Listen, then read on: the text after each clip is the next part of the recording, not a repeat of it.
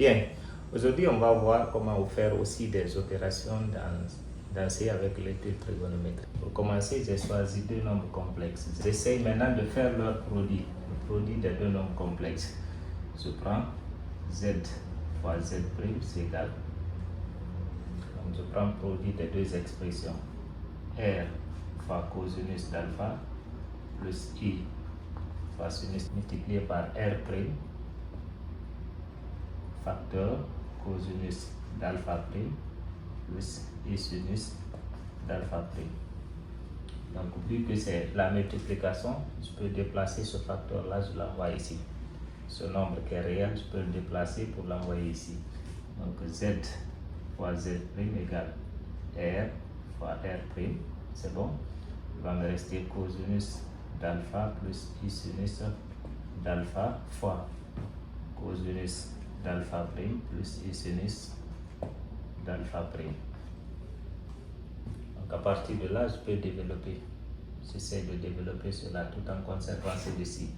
Z fois Z' serait égal à R' multiplié par, je développe ici, donc cosinus d'alpha fois cosinus d'alpha', produit des deux, plus cos d'alpha fois ça. Donc je peux commencer par le I, cosinus d'alpha sinus d'alpha'. Après c'est celui-ci plus I sinus d'alpha cosinus d'alpha'. I multiplié par I, ça fait I carré. I carré, on a dit que c'est égal à moins 1, I carré. Je remplace directement par moins sinus d'alpha sinus d'alpha'. Donc ce qui me donne Z fois Z' égale à R' multiplié par, je regroupe les réels, tout ce qui n'ont pas I. Lui n'a pas I, cos d'alpha cosinus d'alpha', c'est bon. Lui aussi n'a pas I, moins sinus d'alpha fois sinus d'alpha'. I, je mets ça à l'évidence. I, facteur. Donc j'aurai cosinus d'alpha sinus d'alpha' plus sinus d'alpha cosinus d'alpha'. Donc là c'est bon. Et à partir de là, je peux retrouver les relations trigonométriques. Cos de A, cos de B, moins sinus de A, sinus de B, en trigonométrie. Cos de A, sinus de B, plus sinus de A, cos de B.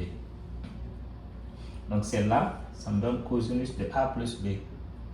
Cosinus de A plus B. Donc cosinus de alpha plus alpha'. Plus I. Cette relation me donne sinus de A plus B. Donc sinus de alpha plus alpha'. Maintenant, si je compare cette écriture à celle-là, où Z a pour module R et pour argument alpha. Donc je trouve que c'est la même forme d'écriture aussi. R' représente, comme ici, le module de Z fois Z'. Donc je peux dire que le module de Z fois Z' égale à R fois R'. Or, R, c'est le module de Z, R', c'est le module de Z'. Je remplace R par module de Z, il y a une multiplication, fois R', module de Z'. Donc ce qui veut dire module de Z fois Z', c'est égal à module de Z fois le module de Z'. Une propriété très importante à retenir. Maintenant, je continue avec l'argument. Argument de Z fois Z' égale. Son argument maintenant, ça fait l'angle alpha plus alpha'. Parce que c'est ça qui représente l'angle. Alpha plus alpha'. Alpha représente l'argument de Z. Donc c'est comme si c'était argument de Z plus alpha prime, argument de Z prime, argument de Z prime. Ce qui veut dire que cette relation permet d'avoir deux propriétés à retenir.